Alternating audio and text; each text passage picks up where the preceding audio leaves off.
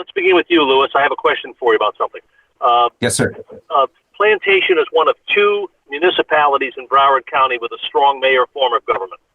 In your opinion, in your judgment, is it working? Is it working effectively? I think it is in Plantation. I think Plantation likes having a strong mayor. I think it's what we're used to, and I don't see any reason to change it right now. You know, the concern always has been that, you know, if you have somebody who, if the only candidates running for that position don't have a connection to Plantation, institutional background, a history in Plantation, I think it then could become a little more concerning. Haven't seen that just yet, so for now, I think it's working. Okay, and Wayne Clark, what is your opinion on the same question? I think Plantation works very well with a strong mayor. I think we've seen with this current mayor how things are run, and things are running a lot more smoother than they were a couple of decades ago, or at least a decade ago. I think that a strong mayor still suits Plantation. It's what we're used to. It's what we like. It's what we want. Every time that issue has come up, it's been pretty much unanimously shot down on the city council. And I know, in just talking to the residents in Plantation, that everyone likes the strong mayor aspect. Okay, all right.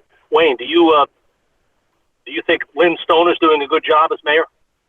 I think she is. I think that she's shown that, you know, if you look at the financial situation of Plantation, and you look where we are financially, also with our first responders, with our fire department, we're in good shape. Obviously, we're heading into, if we're not already in a recession, I do think we're going to have to be more physically conservative for the next couple of years.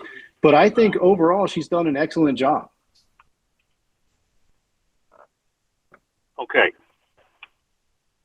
Are you aware of the, it goes back a couple of years, but are you aware of a Broward County Inspector General's report about Mayor Stoner that found campaign finance law violations and possible open meetings law violations? And it was referred I have heard of that, yes. Yeah. It's been referred to the state attorney for possible criminal prosecution. They haven't made a decision, but, you know, that referral puts it in a different venue, potentially. You mean as far as like in the venue of being with Broward County State Attorney, or being in the that OIG? Well, it's dragged on for longer probably than it should have. But what I mean is, it is at least theoretically possible that Lynn Stoner could be prosecuted criminally for what's in that Inspector General's report. Look, I think everybody's entitled to due process. You know, I don't know the intimate details of the investigation. Obviously, I don't have, you know, any of the inside information there. But I can tell you from the outside, from attending city council meetings to just seeing how the city's run overall, I think she's doing an excellent job. Obviously, the state attorney, you know, they will have, you know, they'll do their job. And if they prosecute, they prosecute. If they don't, they don't. But everybody's entitled to due process. I mean, you guys just saw today, and I know you did, Steve, and I think you did too, Dan, what happened with Greg Toney, right? Right. You know, I spent a lot of time and energy investigating that, looking into that, my team. And, you know, I do think that, you know, the state attorney, I think that, you know, the ethics commissions and those things, those organizations do the right thing and they work themselves out. But everybody's entitled to due process. Okay, I realize it's not directly on point, but you brought it up, and I'm glad you did. But what else, if anything, what do you want to say about the Greg Toney situation? Look, I think that FDLE did an excellent job. I think that Greg Toney put the governor in a very awkward position by lying and being untruthful during the appointment process. Greg Toney should have done the right thing a long time ago and stepped down. He knew his day is coming. I think we can count his days as days now, no longer months. And I think that, you know, with what came out today, it just backs up what we have said, what I've said for the last 2.5+ years. I don't think he should have ever been qualified to be on the ballot. Okay. All right. Thanks for that. Let me switch to you, Louis, and just ask you also, I would ordinarily, we would not ask candidates about another race, but again, Plantation's a bit unique with the strong mayor form of government. You've got an incumbent mayor facing a serious challenge. What is your assessment of Lynn Stoner's performance?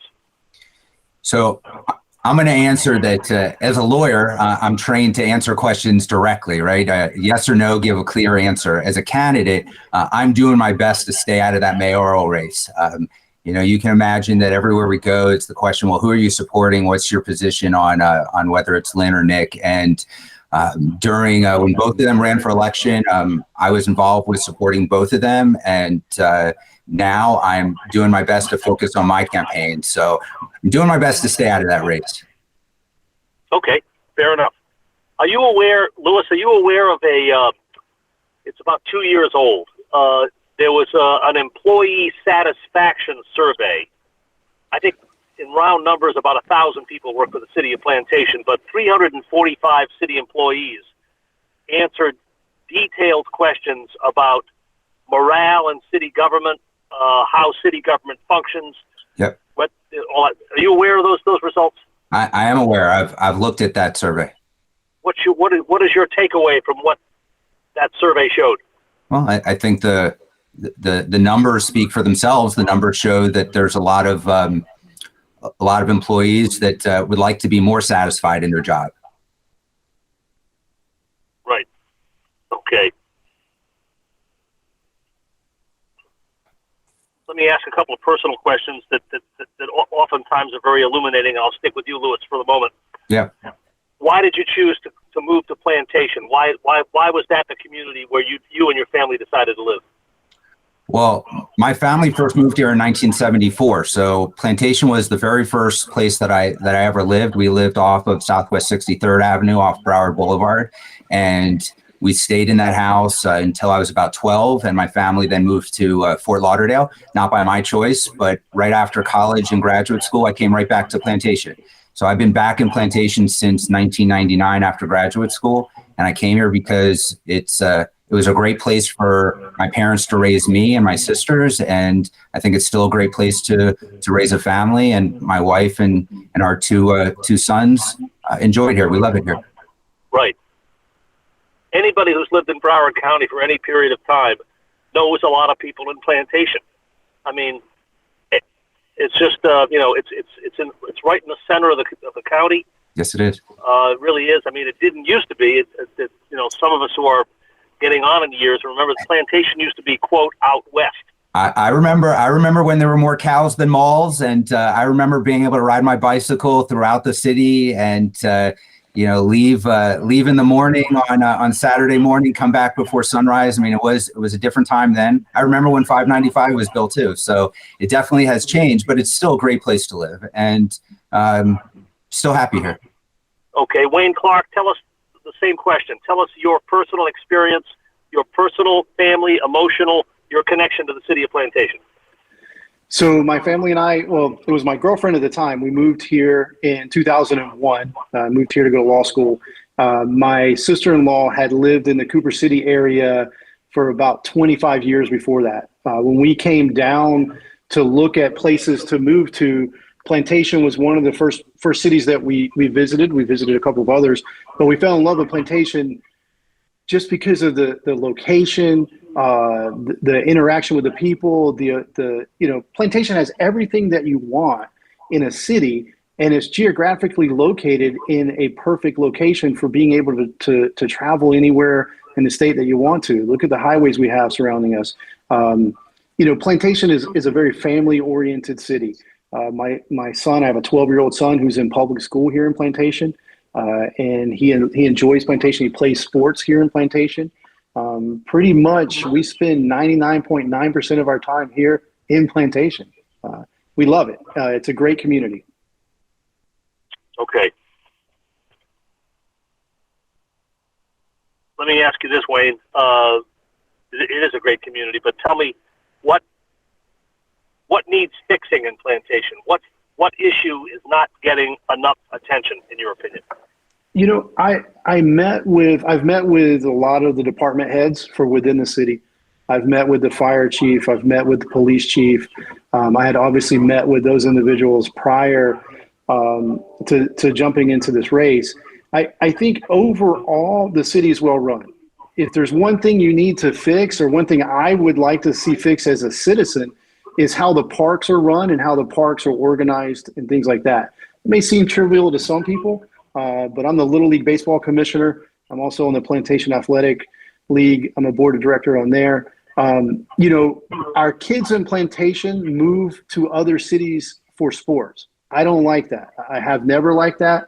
I would like to see more of our kids staying in Plantation, playing in our parks. We have some of the best parks in Broward County. My son plays baseball. We've been to a number of different baseball fields, soccer fields, basketball.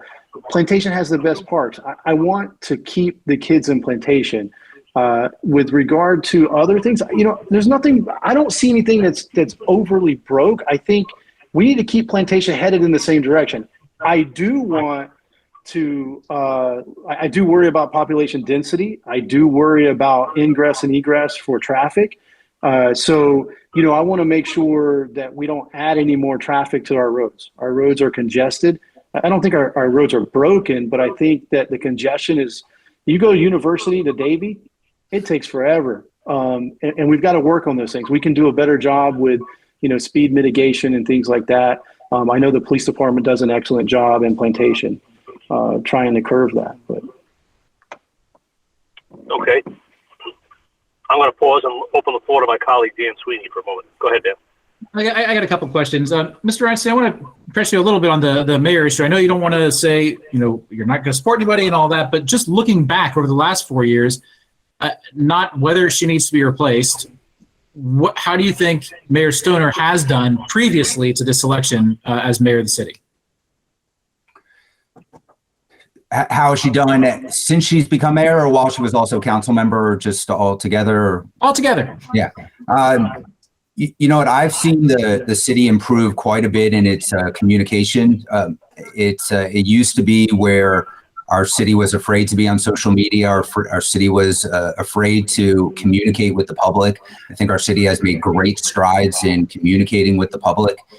When I served on the Educational Advisory Board, I had met with the former mayor and tried to get the advisory board to put out messages and be on social media to talk to the people about what's going on in our schools. And I was rebuffed. I was told that it wasn't something the city was interested in.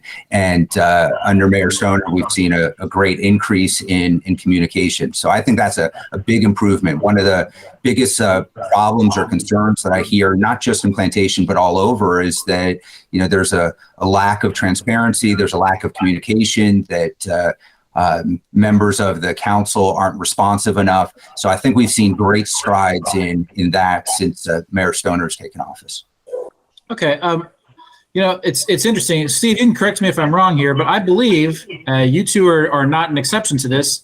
I think every Plantation candidate whose questionnaire we have received back has cited, when we asked them their top 3 issues, has cited as their first issue, development. Every one of you. So describe for me, this question goes to both of you. Wayne, we'll start with you since Louis just spoke.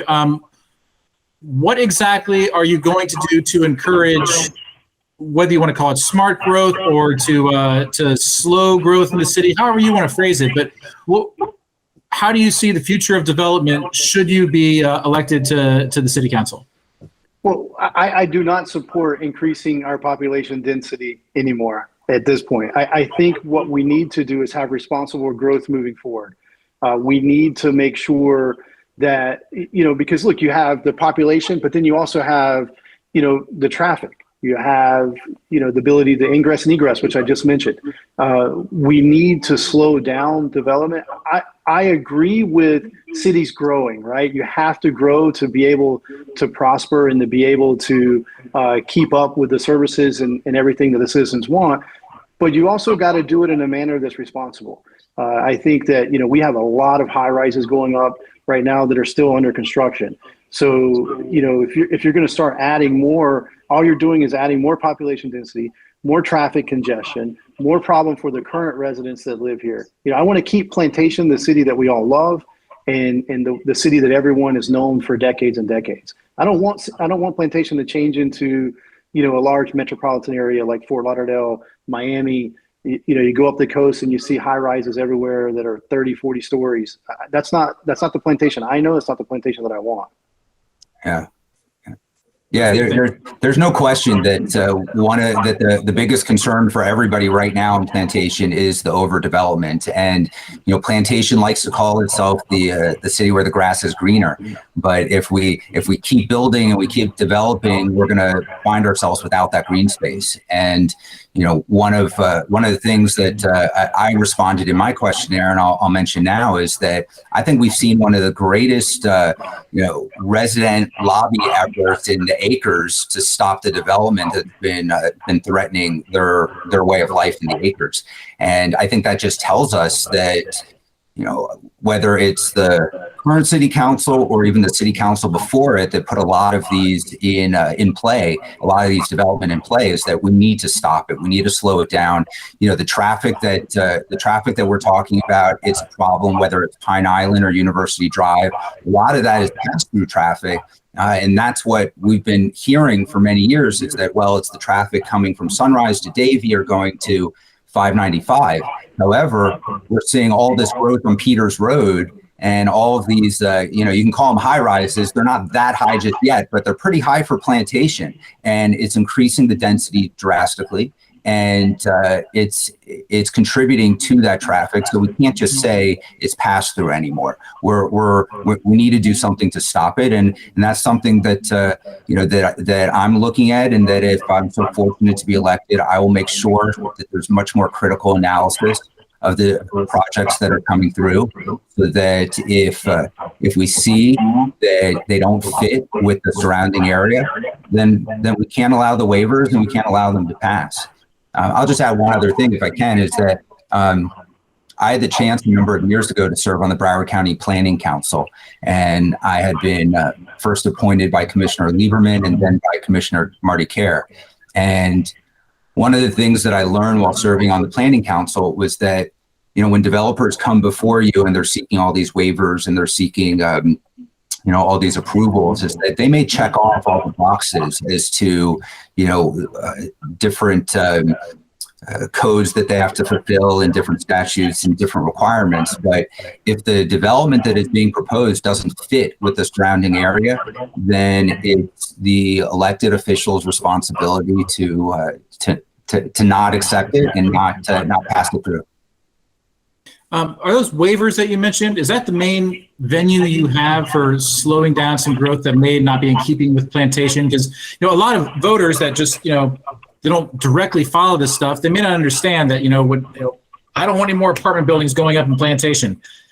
Well, if there's a developer and they want to build an apartment building and if they own the land, they have every right to do it, there's not really a whole lot you can do without getting sued by a bunch of developers, right? So, and I think a lot of people don't quite understand that. You can't just not tell somebody they can't build on a property, right? So what venues do you have? You mentioned the waivers to really kind of control the way growth happens in Plantation. Yeah, I think most of the time we're seeing that it's developers requesting rezoning, and it's that rezoning, I think, is happening way too often, way too quickly, and that is the power of the city council, is to not approve the rezoning as well as the waivers. I mean, I see all the time when developers will come in and they'll ask Danny Holmes, will ask the city about the parking requirements, and it will say very specifically they're required to have 45 parking spots, and they'll say, well, can we just have 32 parking spots? And all the time we see that that's being approved and those waivers are passing, and all it then does is create more problems for the consumers when they're entering the shopping centers and trying to move around. So that is a lot of control in the city. Wayne, is that, do you agree with that? The main way that the council has to kind of put a red flag on some of this or slow some of this down is through just stopping handing out waivers and handing out rezoning agreements to a lot of these developers? No, absolutely. I think you have to look at the way the zoning works. I think you have to look at the way the process takes place.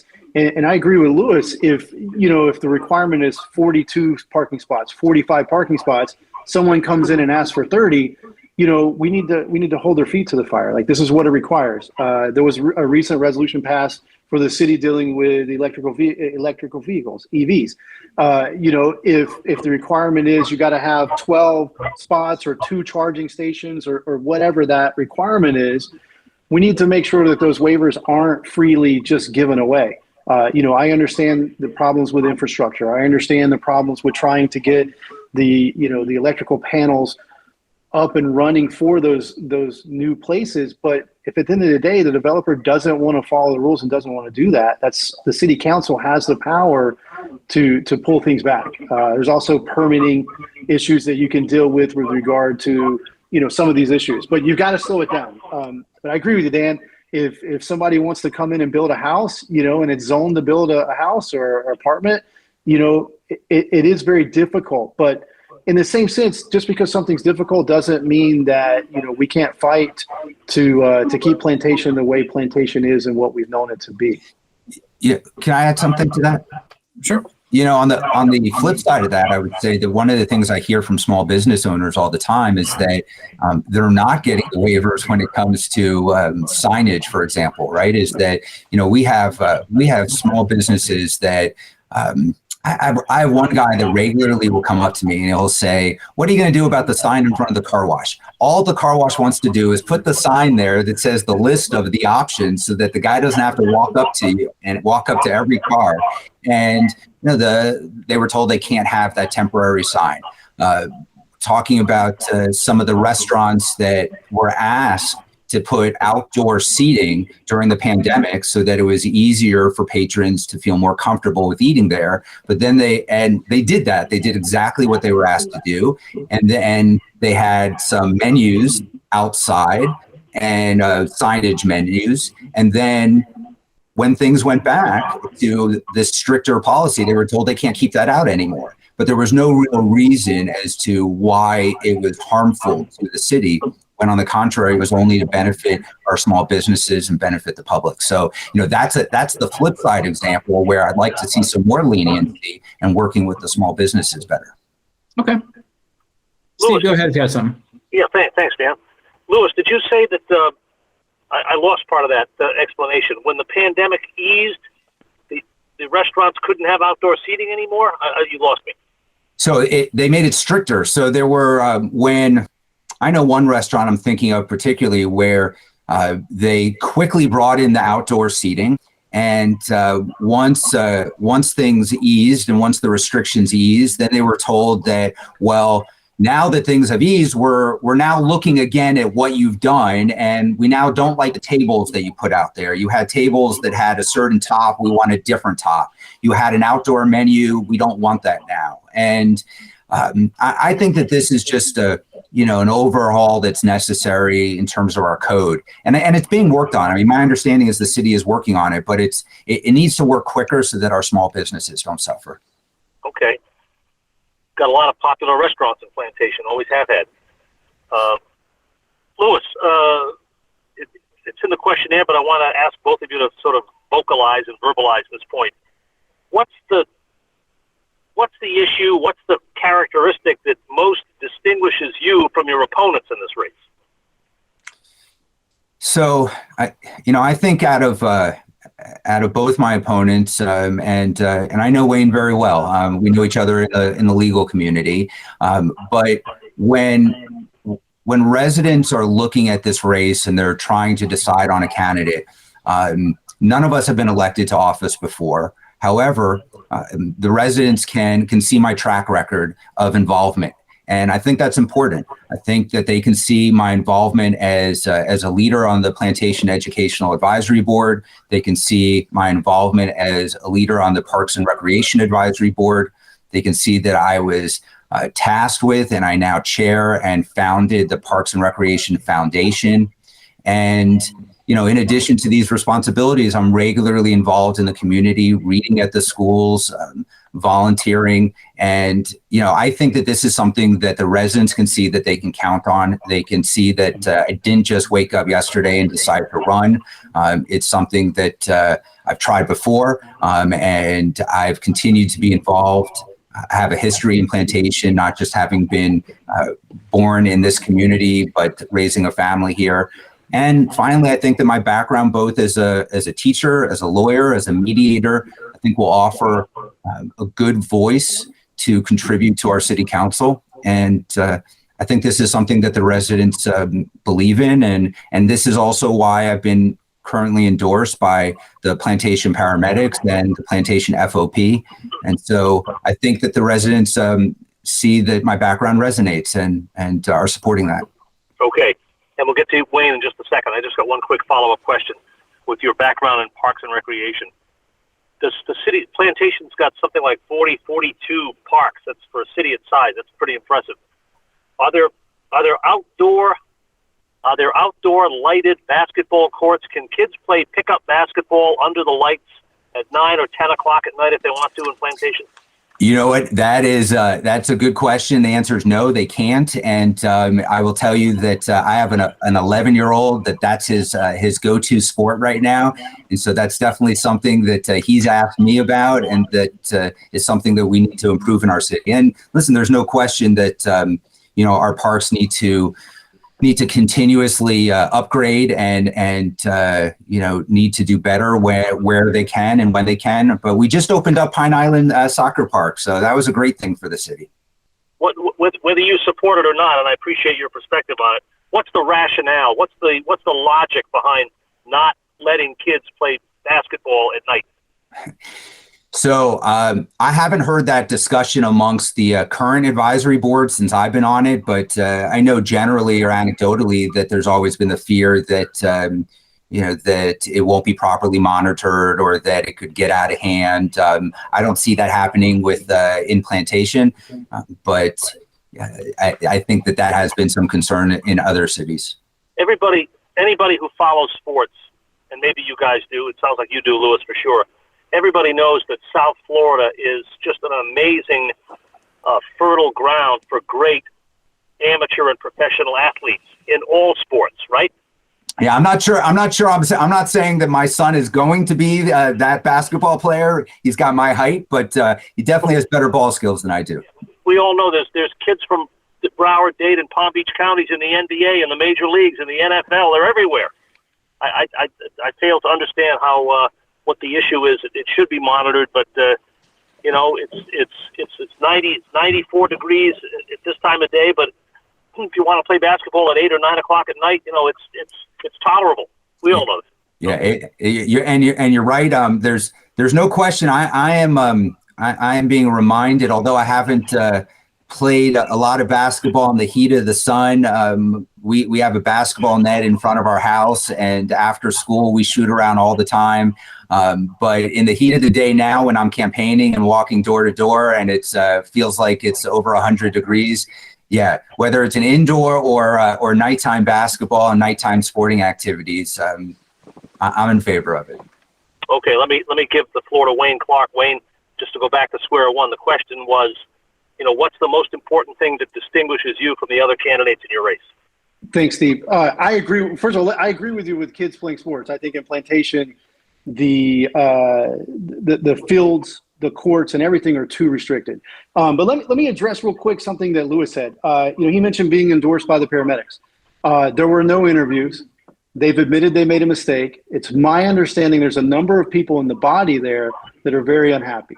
So we'll see how that works out. With regard to the FOP, I was informed that they're not having their meeting or their voting until tomorrow night. So unless Louis has an insight somewhere that when there hasn't been a vote or a crystal ball that we're not aware of, I'll find that very interesting.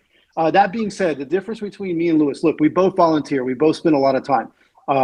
I spend 40 to 50 hours a week volunteering for the youth in Plantation. I run the Little League program.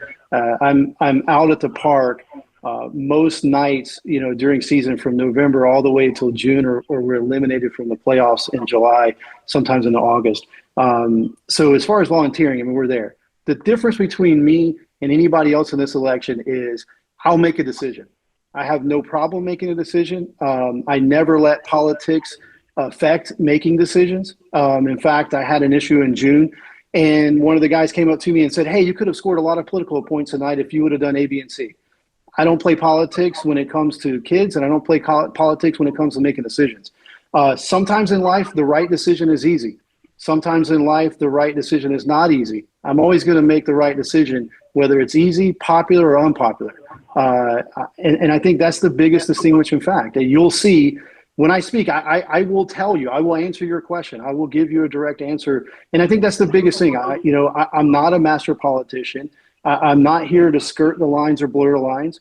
I am very vocal with how I feel and what my beliefs are, and I'll never hide that, and I'll never run from that. If someone doesn't vote for me because they don't like my certain position, that's fine. They'll have my cell phone number, and anytime once I'm elected, they want to reach me and discuss something with me, I'm an open door. I'll be more than glad to have a conversation. I'll never run from making a decision. I'll never run from answering a question. And I think that's kind of the biggest thing. And I think you can kind of see from this interview here for the last, 30 minutes that we've been on, but that's just, if you look and from what I hear in the community, I think that's what distinguishes me from everybody else. Hey, to follow up real quick, Louis, I assume that you stand by the fact that the paramedics and the FOP have endorsed your campaign. Yes, I do. Okay, and they haven't talked to you, Wayne, is that right? No, so I did the FOP interview yesterday, and I was told that the FOP interview was yesterday, and I was told it goes to a vote tomorrow night. So I don't know. Maybe, the lady who was interviewing Louis may have given some information. I don't know, but I'm telling you what I was told. I was also told by the paramedics. Well, I know I wasn't interviewed by the paramedics, and I don't believe they interviewed anybody in this race or some of the other races, because I know some of the other people in the other races, and I know the paramedics didn't. And I know there's a long discussion there about what's going on, because it happened in the last election, and there were a lot of issues in the last election. So look, it's politics and Plantation to some degree with who you know. Those endorsements, though, if FOP endorses Louis, I would be disappointed, because I'm a huge supporter of law enforcement. But it goes to show you that there's some politics that needs to be cleaned up in Plantation. Well, I would point out that this is that story. If it turns out this way, that he got these endorsements and before they had ever had a chance to even interview or anything, that's played out in races, not just in Plantation, but played out particularly with police and firefighters unions, in city commission races that we've interviewed people in cities all across Broward and Palm Beach counties, that we've had people say, "Hey, I'm endorsed by the FOP," and the other candidates say, "I never had a chance." So it wouldn't. Go ahead. Yeah, you know what? It's interesting to hear Wayne say this, and if it turns out that the IAFF 3080, the Plantation paramedics, come back and change their mind, I would be disappointed. I would be surprised. All I know is that I got interviewed by multiple people. I sat down with them. I met with them. I answered their questions. Whether they chose to interview other candidates, it's out of my control. They must have liked what they heard that I said. I didn't have any relationships with any of them before I met with them. So, the talk about playing politics as if there's some kind of negative connotation is surprising to hear that. I pride myself on ethics and values. Just like Wayne, I'm a member of the Florida Bar. I sit on grievance committees. Professionalism is the most important thing to me, and so is honesty and integrity. So when I sat down and met with especially the Plantation paramedics, I don't say to them, "Oh, can you tell me how the interviews went with the other candidates?" I focused on answering their questions and was thrilled when they came back to me and said that they were endorsing my campaign. Now, I can tell you, as far as the FOP, is that I also sat down for an interview with two officers, had a conversation with them. I did ask them, have you met with the other candidates? And they said that they were meeting with the other candidates. And then I got a message saying, we're happy to tell you that we are endorsing your campaign. If they come back and they say, "You know what, Louis, we told you that, but it wasn't accurate," that would surprise me. It would. Hey, to stay on the subject of law enforcement for a second, Wayne, in your questionnaire, you one of your top three issues you said was first responders, and you said we need to drive change in the safety measures that are taken and upheld by the law enforcement agencies in our community to keep the residents and our civil servants safe. When you say you need to drive change in the safety measures, give me more specific. What changes exactly are you talking about that need to happen to make the community and first responders safer? Well, I think it starts with trust, and we've got to do a better job in general as making sure, ensuring that the local community trust the law enforcement officers, trust the first responders, trust the fire department, trust the police officers, trust the deputies. With that being said, Chief Harrison does an excellent job in Plantation, but we're also having a hard time hiring people in Plantation. And I think it's a generational thing. I think it's just an overall societal thing. We got to do a better job with trying to hire and retain officers. We need to do a better job of making sure that their pensions are there when they retire. If we promise you that you're going to have a pension when you retire, it's got to be there. There's no option. And we've got to do a better job of retention and keeping officers. The Plantation Police Department does an excellent job, has a great reputation in the community, but we can always do better with helping support them. If they need cars, the fire department, for instance, has trucks. We all know there's an issue or a backlog with getting vehicles. There's a shortage of chassis, and so there's a delay there. So we've got to do what we can do to make sure they have the resources they need to be able to make us safe. Crime across the country has gone up in the last 3 to 4 years. It just has in every community, whether it's simple car break-ins to homicides. Last year, I think it was 2021 that Broward County broke a record with homicides. So, we don't want those issues spilling into Plantation. We want to keep Plantation safe. We want to keep the residents in Plantation safe. And we want to make sure that the individuals in Plantation know that our first responders are respected and taken care of.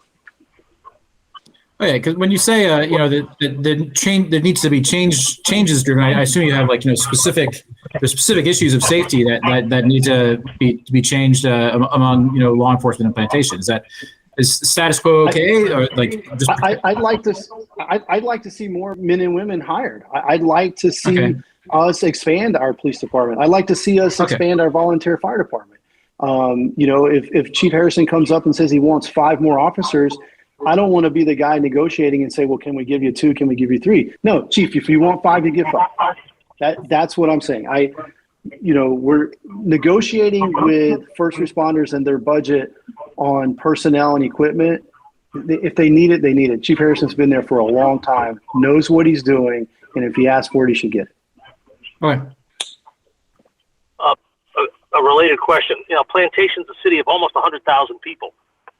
Seems like a big place to have a volunteer fire department. Am I right or wrong, Wayne? No, I want to say it's the largest in the country, or pretty darn close. I know it's the largest in the state. It works. The Plantation Volunteer Fire Department works. They have a really good training process. They have a great way of keeping the men and women there. They have a great program in place for continuing to keep them certified. They also, if you look at our equipment, we have some of the best equipment in the county. And we also have people that will in-house do our maintenance on our vehicles, whether it's changing an engine or things like that. That's why that works there. The volunteer fire department, I think, is unique, or I know it's unique, but it works, and I don't want to see it changed.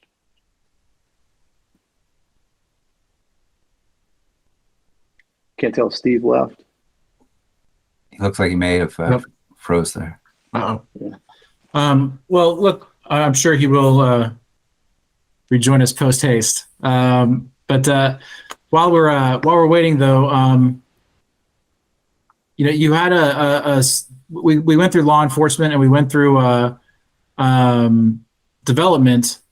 One thing that kind of seems to fly in the face of that's come up with a couple of other races here in Plantation, and that is affordable housing. Now, there is an issue where if you have a serious problem with housing, and you're also trying to absolutely slow as much as possible the growth of apartments, which is where most affordable housing stock lies, you can see how these two things seem to be kind of at loggerheads, right? So how do you guarantee that people moving into Plantation are going to find a home that they can actually afford, while at the same time keeping growth to I'm not going to say a minimum, but to some reasonable standard? Yeah. Wayne, or I know who you were going to ask. I'm sorry. sorry. Wayne, go ahead. Go ahead. Look, we have to look out for affordable housing. It's important. We have a lot of residents that fall below the median incomes, and so we need to do that. But here's the sad reality of those apartments. If you go look at those apartments, I wouldn't be able to afford those apartments if I was in college. If I graduated from high school and I was, just got my first job, I couldn't afford the apartments. So we're there. We have a problem with affordable housing in Plantation, and we've got to look at it and figure out a way to help to be able to afford to live here, whether it's some kind of subsidies for, some of these families. And there are a lot of benefits out there from a county standpoint, a state standpoint, and a federal standpoint. But, if someone says that those apartments are affordable now, I don't know how you could say that, because a lot of those are again, maybe I'm just an older guy, yeah. But it's expensive, Yeah.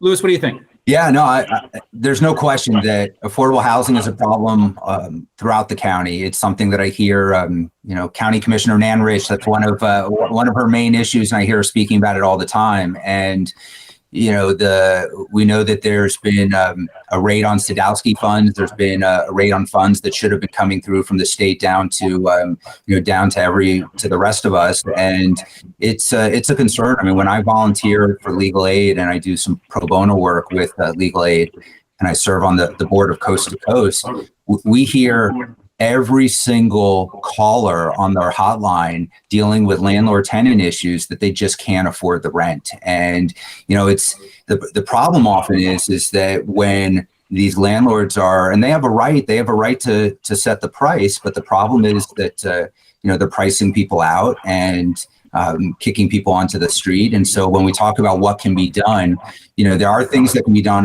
in terms of landlord-tenant issues, affordable housing issues, more subsidies from when the cities have the ability to assist.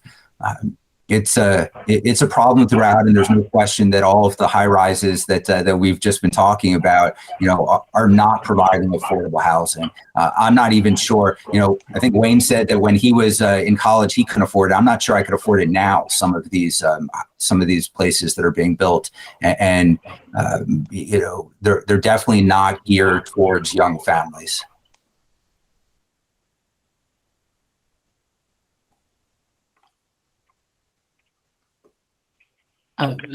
Steve, did you have anything to add? I don't think so. Let me just check real quick here.